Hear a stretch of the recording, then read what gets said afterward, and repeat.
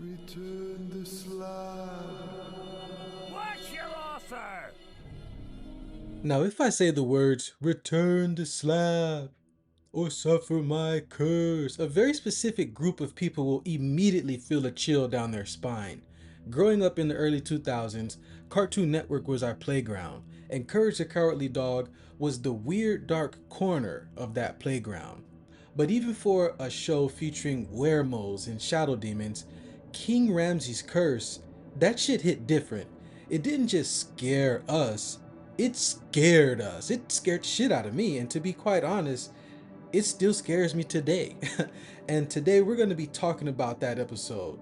But before we do, like, share, comment, and subscribe, and hit that notification bell. Now let's get into the video. So first, I want to talk about the visual design of King Ramses. In the early 2000s, CGI was still in its awkward teenage phase, and the creators of Courage the Cowardly Dog used that to their advantage. Every other character in Nowhere is hand-drawn, bouncy, colorful. Then you have Ramses. He's a stiff, swaying, photorealistic adjacent ghost standing in a pitch black field. He doesn't have a walk cycle or anything like that. He just drifts. This is what psychologists call the Uncanny Valley. Our brains recognize him as humanoid, but realize that his movement is dead or wrong. And by placing a primitive 3D model in a 2D world, the animators made sure that Ramses felt like an intruder. He didn't belong in Courage's world, let alone our world, which made us feel like he definitely didn't belong on our TV either. Now, the horror of this episode isn't just a jump scare, it's a slow burn, because Eustace is, as always, a greedy idiot, and he refuses to return the stolen Egyptian slab, which sets off a few plagues. First is the flood. It's a classic disaster trope, but it's damn near biblical as well. It's the sound of the rising water that sets the tone. Then the scary music. What's your... Huh?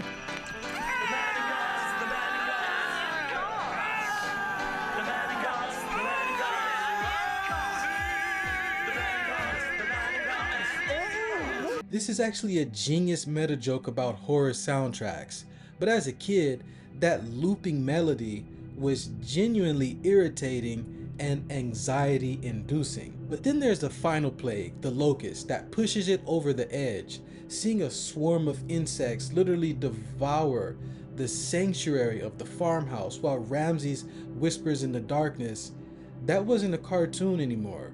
That was survival horror. The stakes felt real because for once, Nowhere truly felt defenseless. And we have to talk about the audio.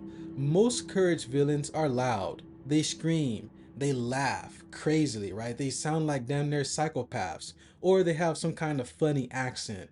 But Ramses, he whispers, return the slab or suffer my curse. That voice, it just drives me crazy. He isn't angry. He's just, I don't know what it is about it. I still can't put a thumb on it today. It's not a threat, it's a statement of fact.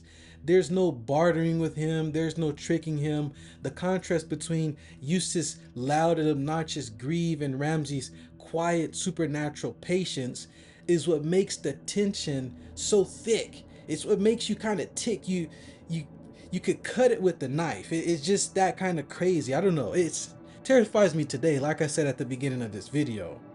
So why does this episode still come up in every scary cartoon conversation 20 years later? It's because it treated kids like they could handle real atmosphere. It didn't rely on blood, it relied on isolation.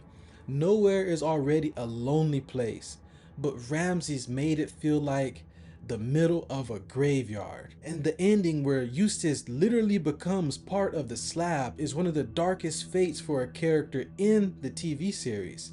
It proved that in the world of Courage, the monsters don't always go away. Sometimes the curse is permanent. Now, while Ramses holds the crown, he wasn't alone in the race to give us night terrors. I can't wrap this up without some honorable mentions of other episodes that left a lasting scar. First, we have to talk about Freaky Fred. Now, this guy was creepy. He was the creepy barber, but he was on another fucking level. He didn't want to kill Courage. He just wanted Courage to be naughty. The way that he spoke in that rhyming whatever the hell it was, like he was some part of a Dr. Seuss book, while his eyes bulged out of the fucking top of his head. It was a lesson. It was stranger danger. That's something that I never forgot. He was genuinely creepy. Then there was the Perfectionist, that blue blob creature that appeared in Courage's dream to tell him that you're not perfect. It looked like it was made out of clay and didn't fit in the art style of the rest of the show, much like Ramses did. That psychological pressure of failure, heavy topic for a kid, and the visuals were just haunting. And who could forget the girl with the violin from Courage in the big stinking city? She's sitting with her back to the camera and playing beautiful tones and stuff like that, only to turn around and reveal a giant disfigured stop motion face. It's a classic bait and switch jump scare that still makes me jumpy to this day. Now, looking back, Ramses was the moment I realized that horror wasn't just about monsters under the bed. It was about something wrong standing in the middle of a field. It's almost like when you wake up in your room and you see something standing in the middle of your bedroom. It's that type of shit, that type of scary. It scared the absolute shit out of me as a kid, and honestly, watching the footage for this video, it still kinda does. But I want to hear from you guys. Was the King Ramses episode freaky? Does that shit still scare you to this day? Let me know in the comments down below, and I'll see you guys in the next video. Peace. Return the slab.